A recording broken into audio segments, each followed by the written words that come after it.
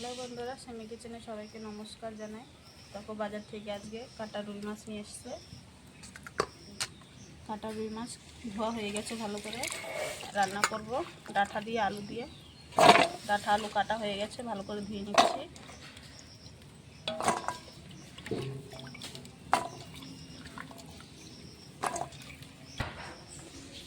মাছটা আমি এখন মেখে নেব স্বাদ মতো নুন দিয়ে,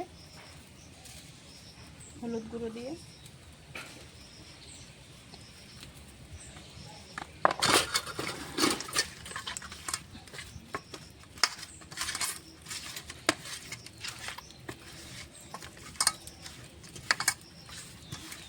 মাছটা মাখা হয়ে গেছে, কড়াতে দিয়ে দেবো মাছ ভাজার জন্য সরষের তেল।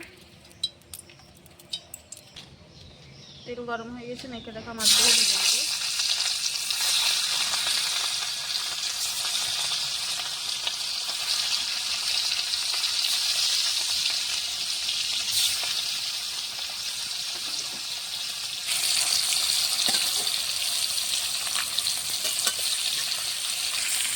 মাছগুলো এখন দিয়ে দেবো।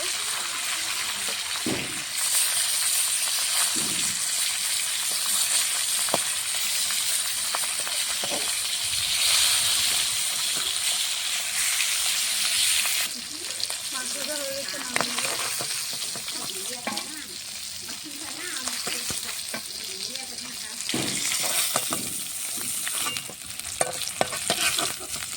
বাকি মাছগুলো এভাবে ভেজে নেব।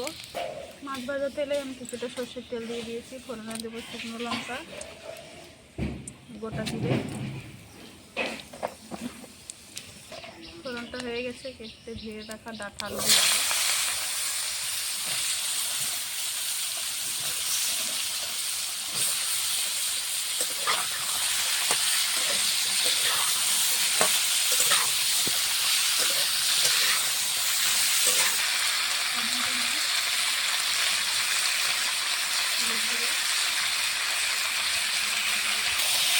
ডাঁটা আর আলুটা ভালো করে ভেজে দেবো।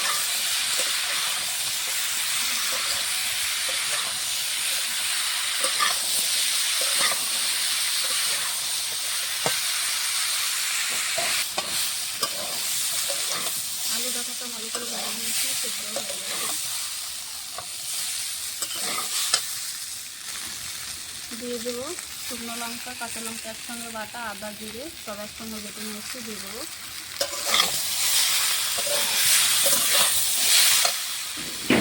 দিয়ে দেবো ধনে দেবো। আমি সবজির সঙ্গে কষিয়ে নেবো মশলাটা।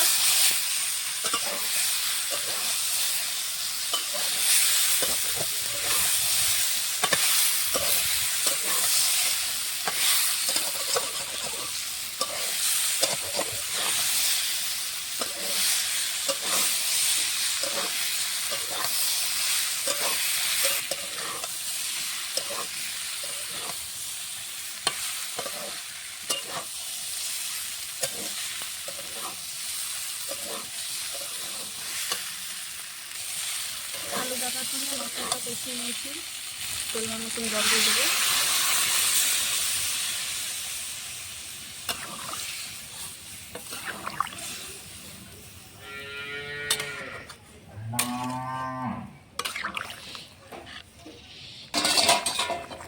দেখো তরকারিটা কি সুন্দরভাবে ফুটে উঠেছে। ভেজে রাখা মাছগুলো এখন দিয়ে দেবো।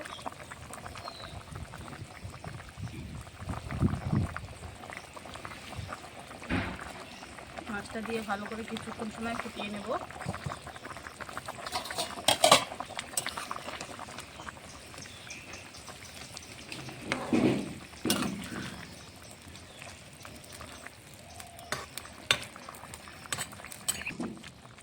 তরকারিটা হয়ে গেছে, আমি দুটো আলু গামলাতে উঠিয়ে গালিয়ে দেবো।